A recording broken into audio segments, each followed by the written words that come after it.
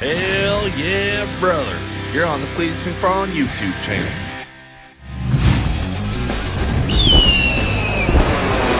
Month of Freedom.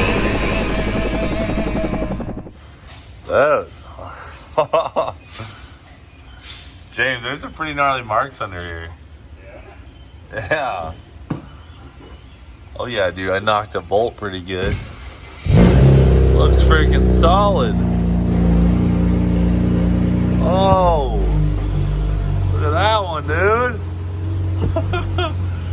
That's amazing. Stuff's doing its job. That's what it's meant to do.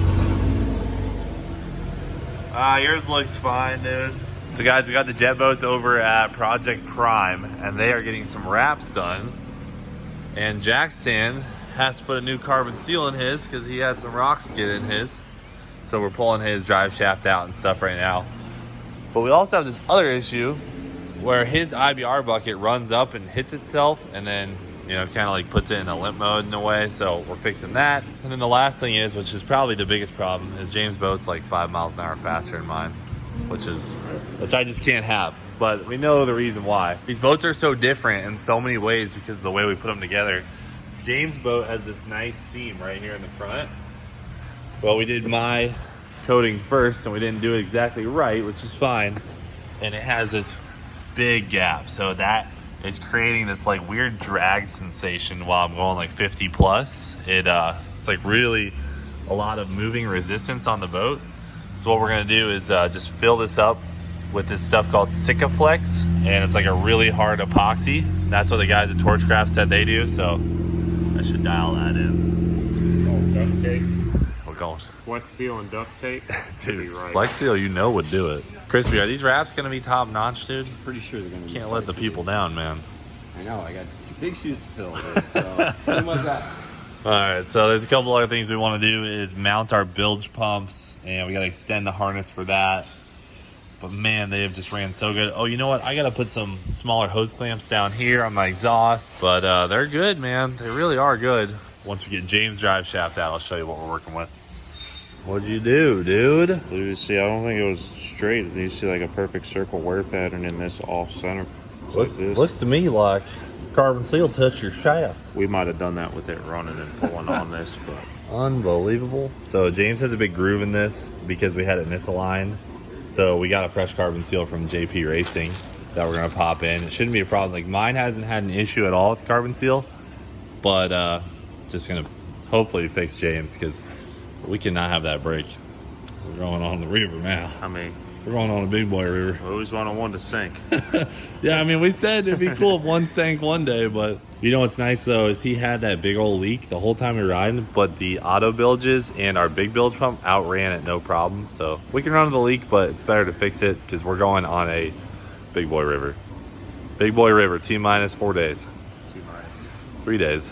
Yeah, we don't have a lot of time, and we need to get our wraps done. So we'll just pop this back in, realign it, make sure everything's good. Doesn't look like the shaft hit the actual pump or anything like that, the intake, so we're good. This all looks good. Wear rings kind of getting beat up, so we're gonna try and be a little bit more careful about pushing our boats off the beach and stuff before we start them.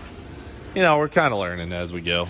Well, we're not the most experienced marinists. Or the most carefulest. Yeah, exactly. So we're getting there. This is so convenient though. It comes with a new carbon seal, new hat. You literally just pop that one out, replaces this, all of it. Put her back together. You have new Jesus clip, O-rings, the whole unreal in that little bag. And then the wraps are gonna fix this gigantic reflective boat, hopefully.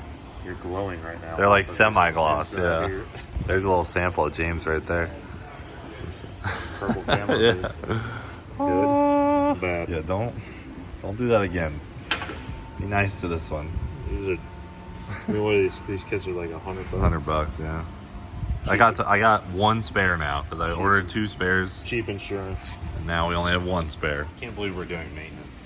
We must really like these things. We're actually doing maintenance on one of our toys. Come on, baby. We're going to pop. Come on, baby. This. Oh, dude. Mine's in way better shape than yours. They're about the same. Got some grooves down in there. Oh. Cleared her up. This is a little piece of sand. Look good, dude. That looks good. All A right. lot of these things look like they were sandblasted. Yeah. No, on the inside. Look at all the sand in the groove. The prop itself. Well, because they were. The little shot peen action going on. They got a little bit of shot action. How are your, oh, look, you got a clogged up one too. Yeah. Say that for later. Big maintenance guys, dude. You know, just fixing up our boats. So we just wanted to make sure, like, our drive shafts and stuff weren't rubbing on the actual intake grate. And, I mean, as far as I can tell, I don't think mine was either. We're good, dude. So we are gonna shim James' motor up just a smidge, but I think mine's good. Mine looks a little closer than his. Dialed. Solid. I got a scuba tank, I got buckets, I got DEF, I got 10 gallons of jet fuel, 10 gallons of transmission fluid, some engine oil, case of water, and some Boxo tools and a fire extinguisher. Just in case. It's perfect. Oh, and some map gas. Operation Humvee flush begins. Round 2. Round 500. I feel like we've already done this 500. You know, I had to pull the glow plugs 4 times. I believe it. I'm an absolute expert at it. Watch out for these trees, by the way. Watch out for these pins you gotta pull. Let's get this thing freshened up. Get her working, boys. You know what they say. Well, they say. You'll get that on these big guys. Didn't see that coming.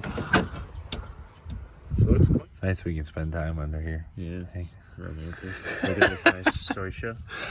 That's not Zoisha, dude. Dude, that's a little watery.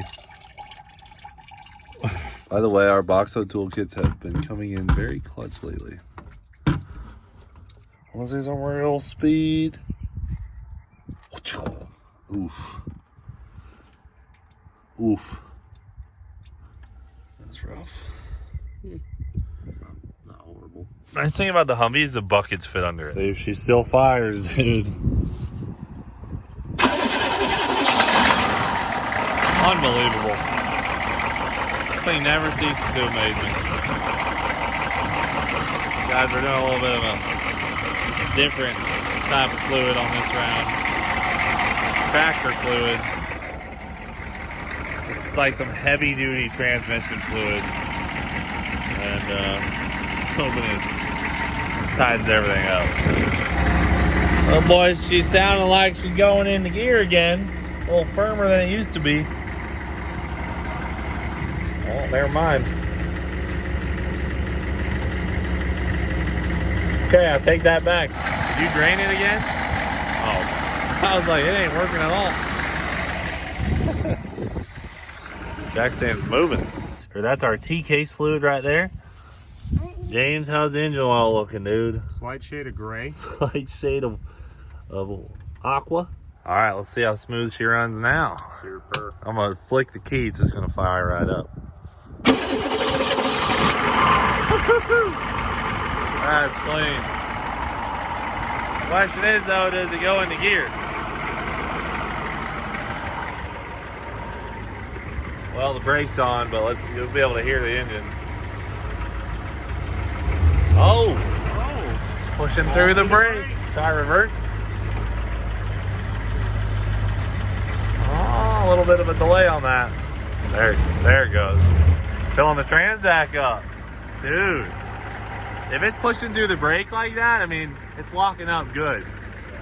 Question is, though, is the four-wheel drive working? So guys, what's happening, we got a brake problem too, where the Hydro Boost fills up with water, and then it locks up the brake. So we're just draining all the fluid out of there. We don't need that where we're going. So guys, Justin's grabbing a skid loader. We're gonna pick this thing up in the back.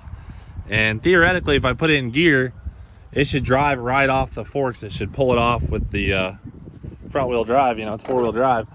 So if that works, then we know we got it back, which it feels so solid. I think we got it back. But here on this maintenance day, here on maintenance day, we're gonna find out for sure before we roll out. Because I don't want to come back ready to drive through that pond and not have a fully operational four-wheel drive system. All right.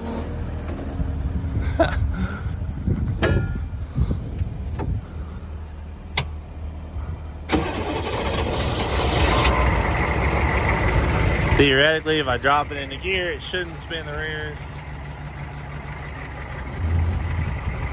Uh-oh.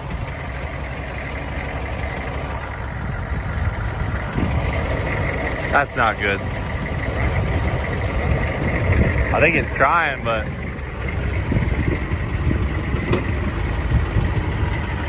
let me see if I give it some throttle.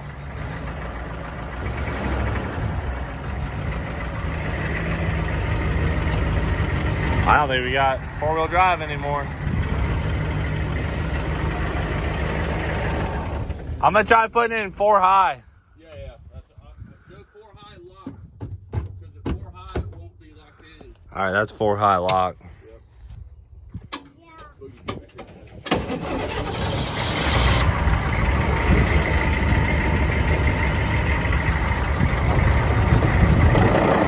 Uh-oh. Hear that? Put it in drive again.